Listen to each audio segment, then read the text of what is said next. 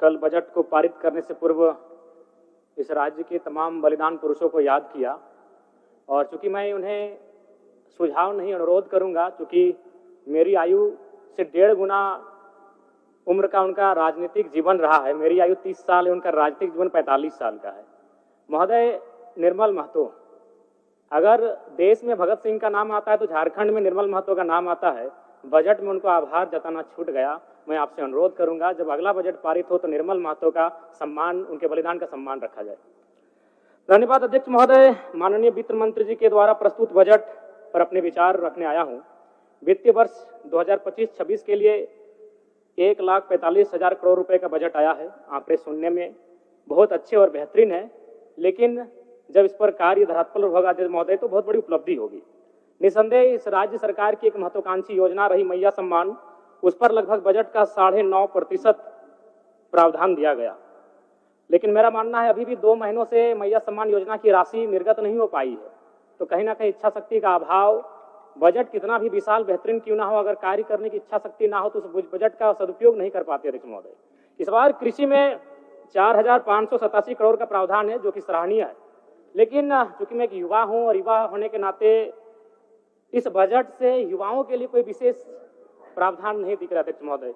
मृणाल जी की एक कविता मुझे याद आई है कि कॉलेज के दिन याद करूं तो लगता था कि थे सुल्तान, चौक चौराहे राजपाट थे और दरबार था चाय दुकान, हल कश्मीर का मुद्दा करते मुंह में दबा लेते जब पान, मन में लोहा तन इस्पाती चलते थे हम सीना तान, धीरे धीरे गल गया लोहा, धीरे धीरे गल गया लोहा, तेवर का तलवार गया, एक नौकरी, हाँ एक नौकरी के चक्कर में देखो सिकंदर हार गया, एक नौकरी के चक्कर में देखो सिकंदर हार गया।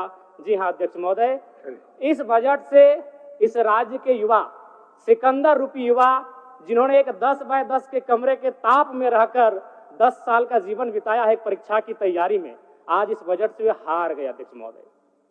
नई इस बजट में युवाओं के रोजगार संबंधित विशेष कोई प्रावधान नहीं अध्यक्ष महोदय। पहली बार माननीय हेमंत सोरेन जी की सरकार ने 2020-21 में बेरोजगार युवाओं को, स्नातक को 5,000 रुपए प्रति माह और स्नातक उत्तर को 7,000 रुपए प्रति माह देने की बात कही थी। फिर कालांतर में मुख्यमंत्री प्रोत्साहन योजना, मुख्यमंत्री युवा प्रोत्साहन योजना, मुख्यमंत्री प्रतिभा प्रोत्साहन योजना नामक बहुत सारी योजनाएं पुस्तिका में छपी। हम लोगों ने सुना, पढ़ा, लेकिन 1 रुपए खर्च युवाओं पर नहीं किया गया उनके प्रोत्साहन राशि को लेकर अध्यक्ष महोदय। इसलिए इस बजट से निसंदेह माता लोगों की जीत हुई है, मैया सम्मान की जीत हुई है, लेकिन इस बजट से इस राज्य के युवा हार गए अध्यक्ष महोदय। एक सटीक नियोजन नीति नहीं होने कारण, एक सशक्त नियोजन नीति नहीं होने कारण कहीं ना कहीं आज इस राज्य के युवा इस बजट से हारा हुआ महसूस कर रहे अध्यक्ष महोदय। तो मैं युवाओं को रोजगार कैसे मिले? जिस राज्य में 40% खनिज संपदा, उस राज्य के युवा अगर हताशा, निराशा के दौर से गुजर रहे अध्यक्ष महोदय, तो कहीं ना कहीं इस बजट पर युवाओं के दृष्टिकोण से एक सवाल और प्रश्न चिन्ह खड़ा होता है अध्यक्ष महोदय। अध्यक्ष महोदय, राज्य में अनुसूचित जाति परामर्शदात्री आयोग का गठन सराहनीय है, इसकी मैं सराहना करता हूं और वित्त मंत्री जी को साधुवाद देता हूं। महोदय, अंत में मैं इस सिस्टम पे आता हूं। इस सिस्टम पे आना इसलिए जरूरी अध्यक्ष महोदय, चूंकि माननीय वित्त मंत्री महोदय ने विधायिका के कर्तव्य का अनुपालन करते हुए बजट को तो प्रस्तुत किया, लेकिन यदि कार्यपालिका का सहयोग नहीं रहेगा अध्यक्ष महोदय, तो ऐसे बजट का कोई उपयोग नहीं रह पाएगा। आंकड़े कहते हैं 2023-24 का आंकड़ा अध्यक्ष महोदय, बजट का कुल योग था 1,41,498 करोड़, लेकिन हम लोग खर्च कर पाए थे 1,07,920 करोड़, यानी लगभग 33,000 करोड़ की राशि खर्च ही नहीं हो पाई थी अध्यक्ष महोदय।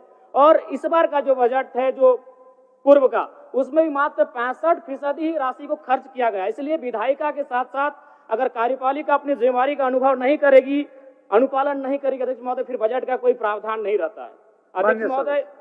ज्यादा नहीं और 1 मिनट का समय लेंगे अध्यक्ष महोदय, चूंकि इस बजट में किसानों को लेकर mini tractor, power tiller, pump set, ripper आदि वितरण करने की बात कही गई है। अध्यक्ष महोदय, मैं चाहूंगा किसानों को आपको उपकरण देने की आवश्यकता नहीं है। किसानों को अगर हम जल दे पाते हैं, अगर पानी की सुविधा दे पाते हैं, तो हमें लगता है किसान सशक्त हो जाएंगे। अध्यक्ष महोदय, मैं ये कहना चाहता हूं, जो भी डैम बने हैं, चाहे वो चांडिल का डैम हो, कोणार्क का डैम हो, मैथन डैम हो, पंचेत डैम हो या टेनू घाट का डैम हो, वो पानी केवल उद्योगपति के कारखानों में जाने के लिए नहीं बना। अध्यक्ष महोदय, तो क्यों ना सरकार एक प्रयोग करे। जैसे कोणार्क डैम विष्णुगढ़ ब्लॉक आता है, तो विष्णुगढ़ ब्लॉक के 5 गांवों का उदाहरण प्रस्तुत कीजिए, वहां सिंचाई की व्यवस्था करिए और कम से कम कृषक को उन्नत बनाने का प्रयास किया जाए। अध्यक्ष महोदय, मैं इस बजट में सुझाव का अपील करता हूं।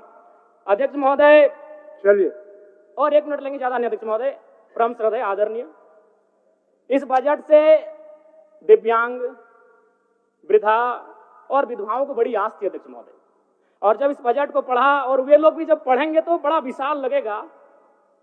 1449 करोड़ 26 लाख, बहुत बड़ी राशि। लेकिन चूंकि यहीं फिर सरकार कहती है 12 लाख लाभुक हैं, तो अगर उस राशि से अगर 12 लाख को भाग देते हैं, चूंकि मैथमेटिक्स का होना बहुत जरूरी है, तो रिजल्ट आता है 1,44,926। उसको फिर अगर 12 से भाग देते हैं अध्यक्ष महोदय, तो रिजल्ट आता है 1006। यानी महीना में आप कितना दे रहे हैं, वही 1006। देखने में, सुनने में ये बजट बड़ा विशाल लग रहा है, 1449 करोड़, लेकिन अंततः तो रिजल्ट आता है एक महीने का वही 1006 रुपए। अध्यक्ष महोदय, अंत में बस प्रवासी मजदूर, क्योंकि जब ये बजट पारित हो रहा था तो हमने और सबने बड़ी करीब से देखा। सत्ता ने खूबियों को देखा, विपक्ष ने खामियों को देखा, लेकिन सऊदी अरब, ट्यूनीशिया, मलेशिया और साउथ अफ्रीका से कोई देख रहे थे तो प्रवासी मजदूर थे। अध्यक्ष महोदय, लेकिन क्या कहा, एक वाक्य में बजट समाप्त हो गया। अध्यक्ष महोदय, प्रवासी मजदूरों की पीड़ा, मैं बार बार कहता हूं, 2 पीड़ा असहनीय है। एक प्रसव की पीड़ा, जो मेरी मां ने मुझे जन्म देने के वक्त सहा है, और एक प्रवास की पीड़ा।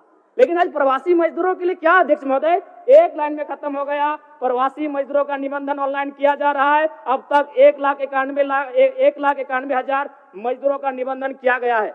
महोदय, इसमें प्रवासी मजदूर खोज रहे थे, वो विदेशों से बैठकर बजट को देख रहे थे कि शायद हमारे हिस्से में भी कुछ आएगा। जब हमारी मैया को, हमारी बहनों को कुछ मिला, तो शायद हमारे हिस्से में कुछ आएगा। माननीय सदस्य जनार्दन पासवान जी, ठीक, जनार्दन